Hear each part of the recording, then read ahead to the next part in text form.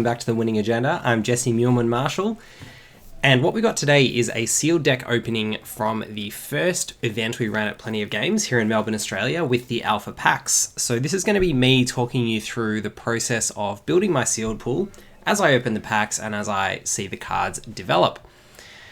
So hopefully what this will give you is a bit of an idea about how to approach a sealed pool if you are playing an Alpha sealed tournament, as well as just an idea of how some of the cards function together. So what I'm doing first here is separating all of the cards into their elements. I've got a little bit out of focus there on that assorted animals, sorry about that. But we've got a foil assorted animals adding to our earth pool. Not only is assorted animals an elite foil, which is very cool to open in a sealed pool, they're generally sort of 1 to 2 per box, so getting one in your 6 packs is a very nice hit, but assorted animals in sealed is actually a really, really good card. Common Sense, a very nice hit in sealed and in limited, because as I've spoken about previously during the box openings, it's one of the few tutors in the set, or things that allow you to search your deck or your spellbook for particular cards, and having something that searches up any ordinary you want, depending on what the game situation is very nice. Tor's Hammer Trinket there as well, and a Spear of Destiny in the artifact slot, both really good. Spear of Destiny allows you to remove any minion from any zone in the game. So it can be a minion that's in the void or underground or in the above ground region. And that's a really powerful effect to have. Tor's Hammer Trinket allows you to improve, as you would have seen in the gameplay footage, the power of one of your minions on the turn it's going to fight something of equal power so that it survives. So that's something that is very good to have in your deck and allows you to play reasonably aggressively and maintain a bit of board presence while being interactive. So I like to see that Tor's Hammer Trinket. We've got some good stuff developing in the fire section of the pool here. A Violent and a Petrosian Cavalry, 2 of the best fire minions. Violent, with that ability to do 2 damage as a Genesis ability, means you can remove a smaller minion from the other side of the battlefield. And then a Lord of Unland, being a unique, that's going to give us a little bit of extra power there as well in water. So water, we've got Anhui Undine and Pirate Ship and Lord of Unland as 3 pretty decent water cards. Unfortunately, Pirate Ship and Anhui Undine both need a bit of support in the form of things that will flood enemy sites to allow us to actually attack. So water without that particular support doesn't necessarily tend to work out so well, because you can't play those more powerful, aggressively costed cards. But we'll see if we happen to get a couple of floods or other ways to flood the opposing sites more consistently, then we might consider playing water. But at this stage, earth looking pretty good and fire looking nice, with those fire minions being the Petrosian Cavalry, Violent in particular, as well as a couple of the poisonous or lethal minions in the fire zone. Then we've got an Apprentice Wizard and a Men of Lang and a Blink, so 3 really good air ordinaries in that pack, plus a Lightning Bolt I can see down there as well. And a Sirocco Scorpions in the fire section, going nicely with our Pit Vipers. A few more to go. It is looking at the moment like air's got probably the most raw power between Apprentice Wizard, Zephyran Airship, Highland Clansman being the 5 power charge. Even though it costs 7, it's a really nice effect to have. As innocuous as it looks, Frontier Settlers is actually a really nice one that's drawing me towards Earth, because that ability to ramp out an extra site on the turn after you play it both lets you hit your higher mana cost drops a little more consistently, but also gets you ahead on tempo in the game. So happy to see that, in addition to things like Common Sense, Overpower, a few other nice ordinaries in Earth, is definitely making Earth look good at the moment. Belmont Longbowman, just another nice, efficient Earth ordinary, and Highland Clansman, number 2 in Air. Definitely making me think Earth Air's looking good. But we've also got some really nice cards here in fire as well. So we've got Petrosian Cavalry, Sirocco Scorpions, Vile Imp, the Pit Vipers, a Wayfaring Pilgrim, which is not a bad way to get a bit of card advantage in limited, and a Far East Assassin as an elite there as well, with 3 artifacts that can be thrown by the Far East Assassin: True Sight Crossbow, Spear of Destiny, and Tor's Hammer Trinket. That's actually something to keep in mind. So here in the next pack, we've got a Sea Raider, a Leap Attack, and a Free City in the exceptional slot. And then a Crown Prince as a unique. And Crown Prince, again, making Earth look particularly attractive. Then we've got the usual Sandworm's Critical Strike, but a Sacred Scarab's crucially in between, and a Sirocco Scorpion. So Sacred Scarabs and Scorpions definitely going to help with the fire situation. then a Alvaland Dryads, Azurage Caravan, and Ice Lance to round out that pack. So Sirocco Scorpions number 2, apologies about how messy this was getting. I was trying to record and sort all the cards and keep everything in frame all at once, managing to get it mostly done. So we've got a Heat Ray. I should mention in terms of direct damage on the fire side of things too, a Heat Ray is a really important way to finish games. So having things like that and Fire Bolts, if you get them, all those fire burn spells can be really valuable, but at the moment we're also getting the particularly strong fire minions. So things like Sirocco Scorpions, having 2 of those, plus things like Spin Attack and Leap Attack that allow them to deal damage without being hit back, means you can use them as pseudo removal spells. So if you Leap Attack with a Sirocco Scorpions, or if you Spin Attack, they get to strike without being hit back. And I'm just taking a look here, I think, the elites and uniques that I've got in the pool. So 3 uniques from 6 packs, not a bad haul. Spear of Destiny, Crown Prince, and Lord of Unland.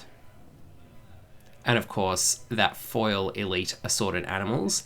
Then I think we've got a Far East Assassin as an elite that I know about. But this is, at this stage of the pool opening, not a bad place to be. So with all the packs opened, I've gone ahead and laid out the cards that I think are most playable to have a think about exactly which elements we want to go into and which 25 cards we want to include in the deck. It's worth mentioning too that you don't necessarily need to play the minimum deck size in Limited. It's obviously better because you're more likely to hit your better cards, but particularly in something like Sorcery, where you may actually run out of ways to kill your opponent. If there's lots of 1-for-1 trading going on, you might want to play a couple more cards just so you don't run out of ways to actually close out the game.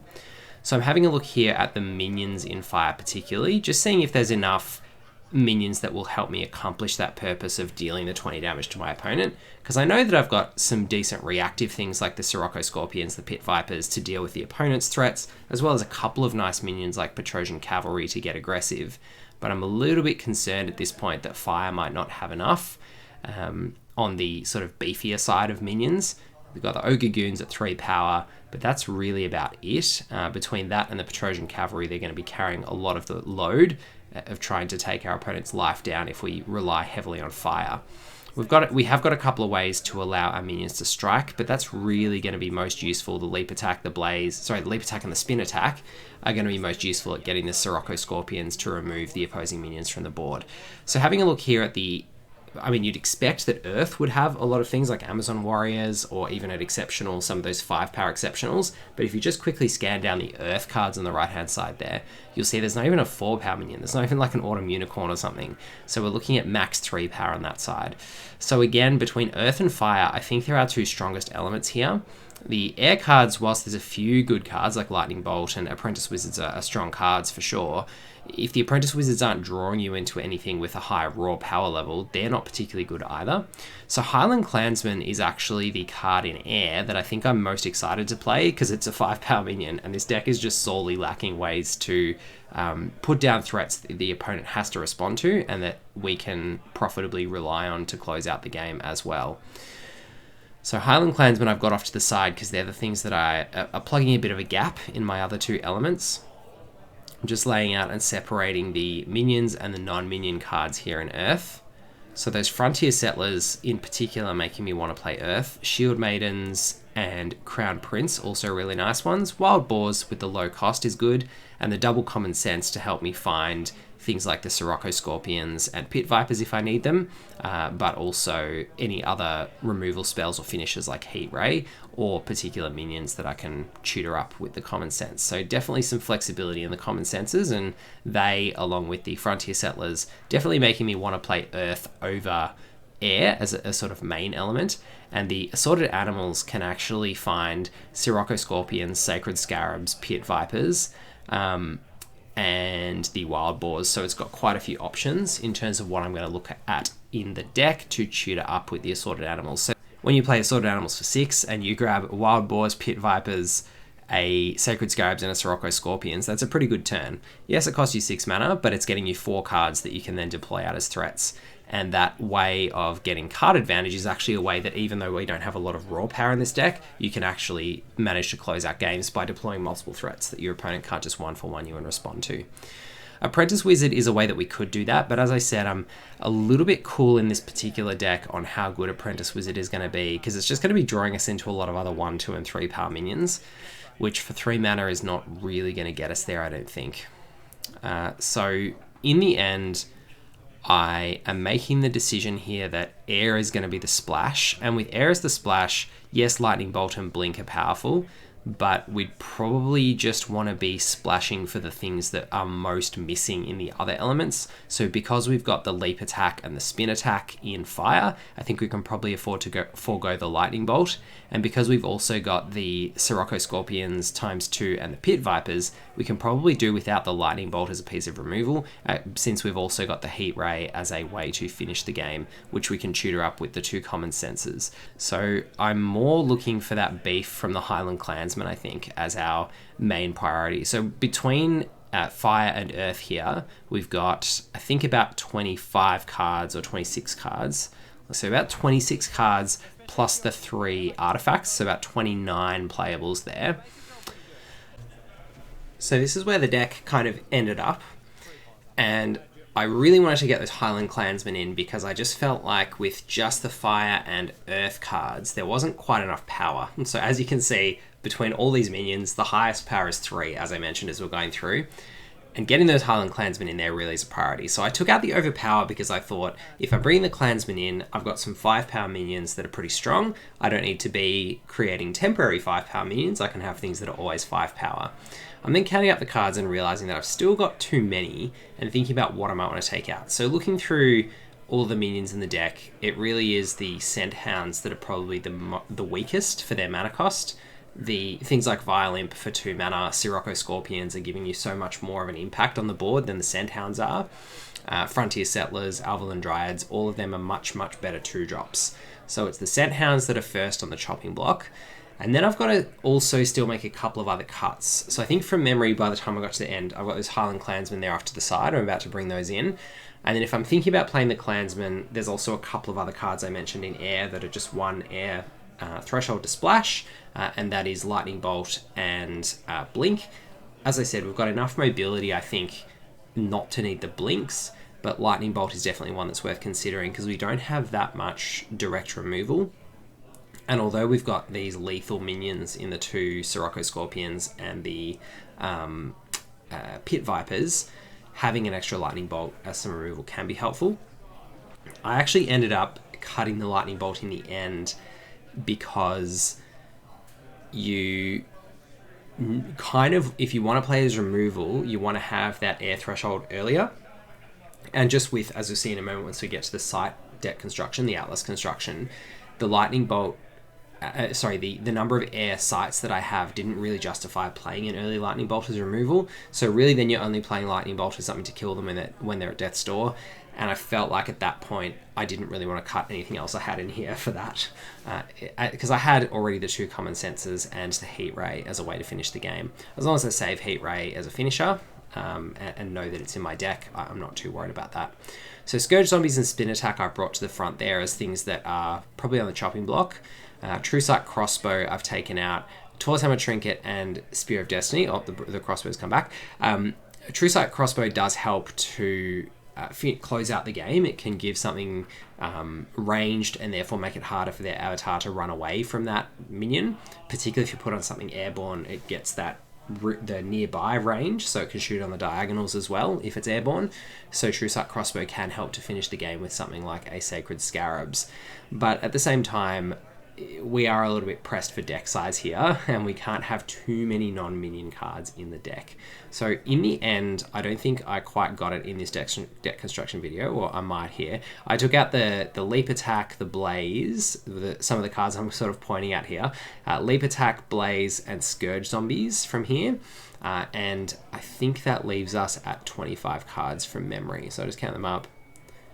Yeah, so we've got 28 cards sitting there on the board right now. So from here, we took out the Blaze, the Spin Attack, and the Lightning Bolt. And that took us from 28 to 25 cards. And then very quickly, the site deck construction. So we wanted to have the 2 air sources. So we've got the Ruins as a dual site, which is great. Then the Lone Tower. We've got 1, 2, 3, 4, 5 villages. And then we've got 4 fire sites, being the Ruins and we've got 5 fire sites, being the ruins, and 4 deserts. Then we've got the free city to close it out, and that is our 12 sites for the deck. So I hope you enjoyed this deck tech video. It was something a little bit different. I really wanted to showcase limited play. I love draft and sealed. I'm really looking forward to playing our next sealed event on the 6th of August.